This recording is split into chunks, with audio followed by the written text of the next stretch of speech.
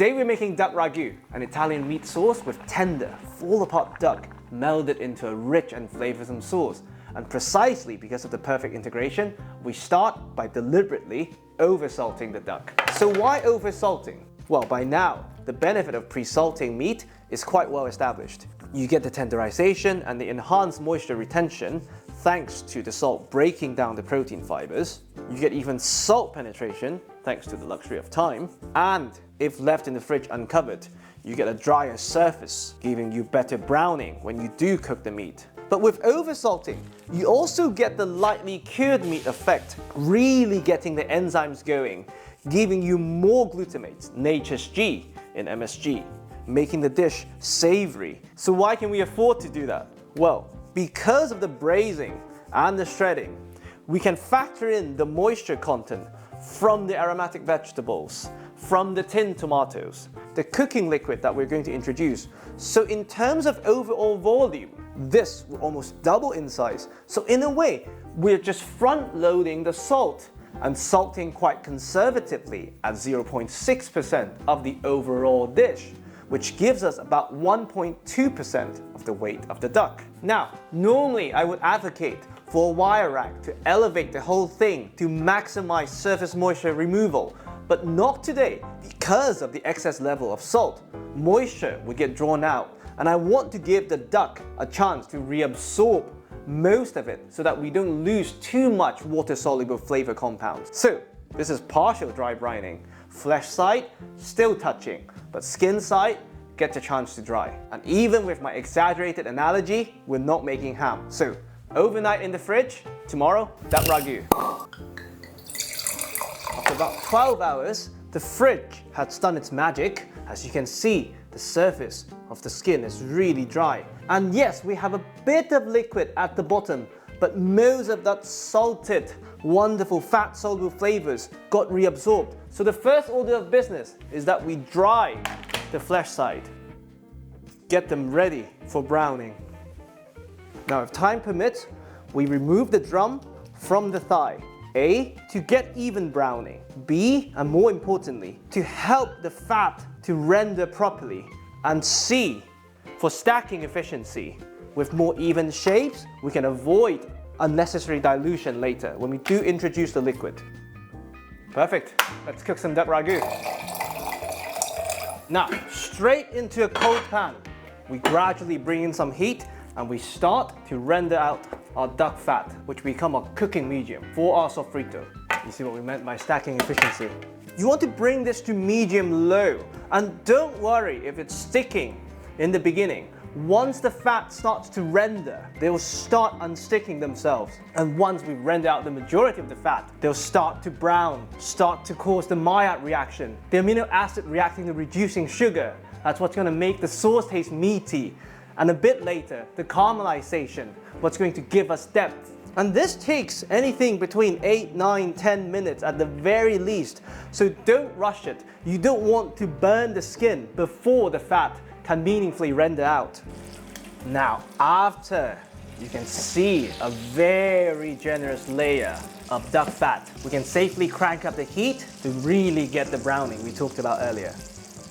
Once they fully release themselves, sometimes with a bit of a nudge, we start to cook and brown the other side. And if they did stick a bit, don't worry.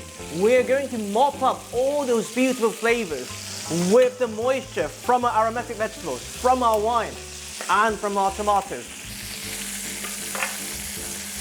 Perfect. Now we do the same with the drums. And once again, you lower the heat slightly for the fat to first render. Then we crank up the heat to get the browning. And had we not separated the two, these bits would end up rendering in your cooking liquid instead of now, giving you less control. Perfect. Now, we take the opportunity to skim off as much or as little fat as you wish. Of course, you can always add them back later on. Just enough to coat the bottom of the pan, and we start to build our aromatic base, the sofrito, which literally translates just to lightly fry, starting with the carrots, which will give us the sweetness and the color. And carrot for me works particularly well with duck fat and lamb fat, given their fat-chasing aromatic compounds and their fat-soluble flavor compounds.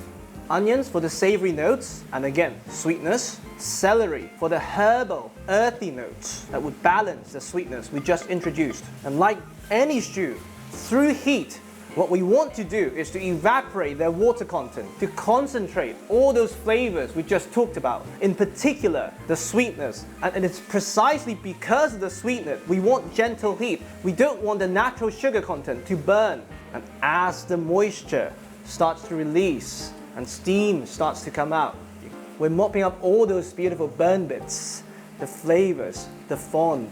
As you can see, this beautiful golden color from the carrots. They're fat soluble, and that's why when you have a wonderful pappardelle at restaurants, the color you associate with duck ragu actually doesn't come from the duck, it comes from the carrots. Once the onions are starting to look translucent, we crush a few cloves of garlic to add even more savory notes and a deeper, more caramelized sweetness. And we're doing it in this order because of the high natural sugar content of the garlic. Had we added them from the beginning, they would burn before the other ingredients could sweat off.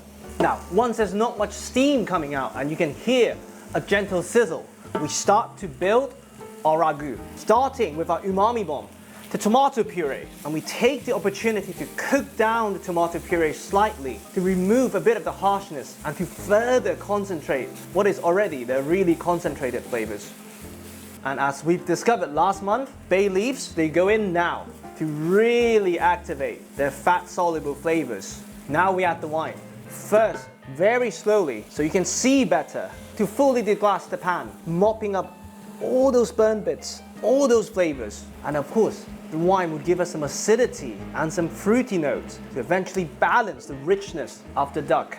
And we give it just enough time to cook out the alcohol. We want to retain that brightness we just talked about. You can immediately smell the eucalyptus from the bay leaves, precisely because of the extra step. Once you can no longer smell the alcohol, our less concentrated umami bomb goes in, the tinned tomato, and this would bring a bit more brightness and acidity. And once again, we cook it down a bit to concentrate its flavors.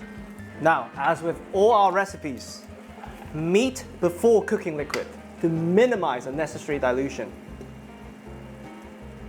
Resting juices back in, no brainer. Now we play a bit of Tetris. Good enough. Now you can add whatever cooking liquid you fancy. But given we've front-loaded our salt, I'll be very, very careful with store-bought stocks. So today, just some water. The dish is flavoursome enough. Throw in a bit of thyme and just enough liquid to cover everything, because we are going to finish cooking this in the oven, uncovered, so that the fat would first float to the surface and start lightly frying whatever is exposed. More Maillard reaction, more flavors, more browning, and making up for the poor job I did earlier browning the duck. So with duck legs, anything between 2 to 3 hours. Once it's fork tender, it comes out and we shred. I'll see you then.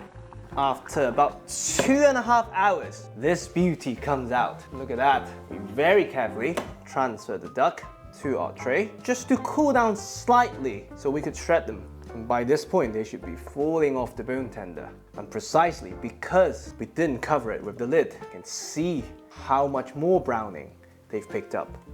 The cooking liquid has reduced down beautifully, forming this almost paste-like consistency. And once again, you take this opportunity to skim off as much or as little fat as you wish. Bearing in mind, this time round, you're taking with you some of the fat-soluble flavors. Of course, you can always add them back in. So we keep a generous layer. Now we shred. And you can shred them as fine as you like. Some people prefer a bit of a bite. Some people even prefer them without the skin. Everything back in. Give it a mix. And we bring this back to a simmer. Now we taste and appreciate the fully integrated duck and salt flavors. And incredible texture. We simply give it 10 more minutes and this is ready for your pappardelle, polenta or bread.